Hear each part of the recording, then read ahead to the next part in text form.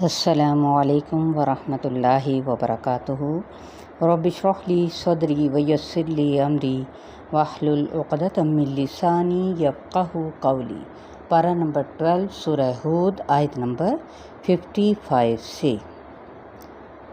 اعوذ باللہ من الشیطان الرجیم، بسم اللہ الرحمن الرحیم۔ من دونہ فکیدونی جمیعا ثم لا تنظرون۔ آیت نمبر 55 لفظی ترجمہ۔ من دونہ اس کے سوا، فکیدونی کاف یا دال، بس چال چلو میرے خلاف، جمیعاً سب کے سب، ثم پھر، لا نہیں، تنظرونی تم مہلت دو مجھ کو۔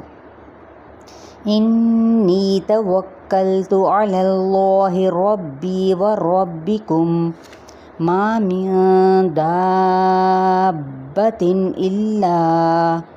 الا هو آخذ بناصیتہا ان ربی علی صراط مستقیم۔ انی بے شک میں، توکلت واو کاف لام، توکل کیا، بے شک میں نے توکل کیا، بھروسہ کیا، اعتماد کیا، علی اللہ اللہ تعالیٰ پر، ربی جو میرا رب ہے، و ربکم اور تمہارا رب بھی۔ اب دیکھیے حدیث ہے اس بارے میں جو استغفار کو جس نے اپنے اوپر لازم کر لیا، تو آپ صلی اللہ علیہ وآلہ وسلم نے فرمایا کہ جس نے استغفار کو اپنے اوپر لازم کر لیا تو اللہ اس کے لیے ہر غم سے، ہر مشکل سے کشادگی پیدا کر دے گا، اور ہر تنگی سے نکلنے کا راستہ، اور وہاں سے ان کو رزق دے گا جہاں سے وہ سوچ بھی نہ سکتا ہوگا۔ تو یہ ہے توکل۔ ماں نہیں، یہ دیکھیں نا کہ توکل کیا، بے شک میں نے توکل کیا کس پہ؟ اللہ تعالیٰ پر جو میرا رب ہے اور تمہارا رب بھی۔ ماں نہیں، من دابۃ کوئی جاندار، الا مگر، ہوا وہ، آخذن پکڑے ہوئے ہیں، بناصیتہا نون صاد واو، اس کی پیشانی کو، یعنی ہر چیز کس کے؟ اسی کے قبضے میں ہے۔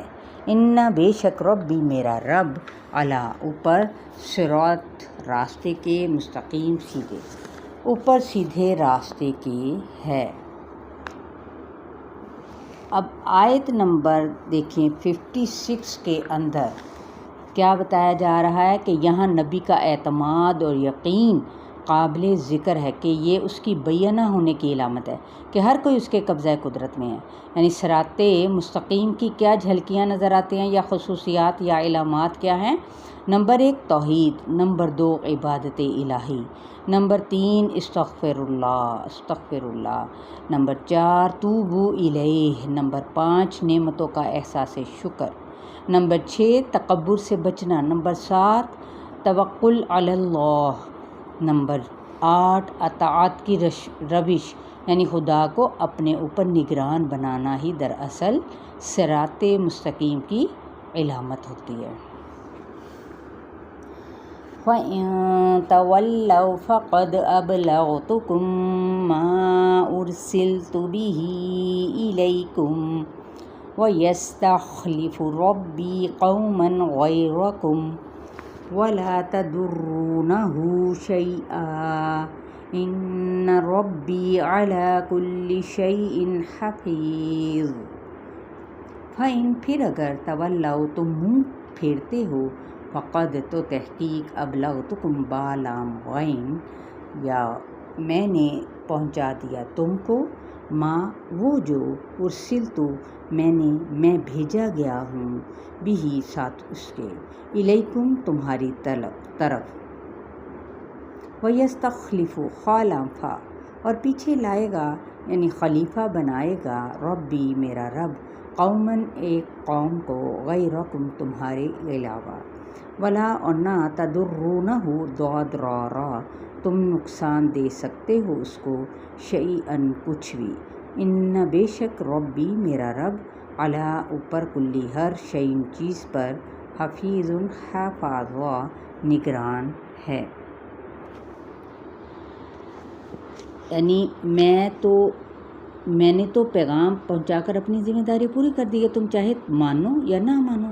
وہ کسی دوسری قوم کو لے آئے گا. تمہاری نعمتوں زمینوں جائیداد کا مالک کوئی اور ہو جائے گا. اگر تم خدا کے وفادار نہیں تو بھی ساری نعمتیں بھی تمہاری نہیں.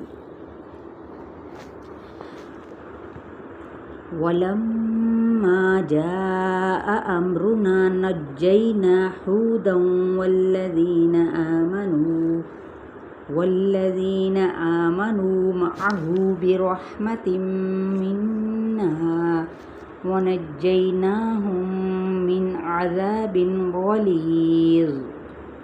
وَلَمَّا اور جب جاء آ گیا امرنا فیصلہ ہمارا یعنی عذاب کا فیصلہ. نجینا نون جیم واو نجات دی ہم نے ہود علیہ السلام کو والذین اور ان لوگوں کو آمنو جو ایمان لائے معہو اس کے ساتھ برحمتن ساتھ رحمت کی. دراصل کسی کا عذاب سے بچ جانا دراصل اس ہی کی یعنی اللہ ہی کی رحمت سے ہوتا ہے. منا ہماری طرف سے ونجیناہم نون جیم واو اور نجات دی ہم نے ان کو من عذاب غلیظ سخت عذاب سے غین لام ذو. آیت نمبر 58 تک آپ لوگوں کا لیسن ہے.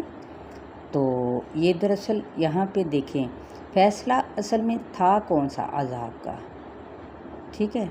اور وہ عذاب تھا کیا سخت ہوا کا تھا جو کہ 7 راتیں اور 8 دن مسلسل ہوائیں چلتی رہیں جب تک کہ ایک مٹ نہ گیا.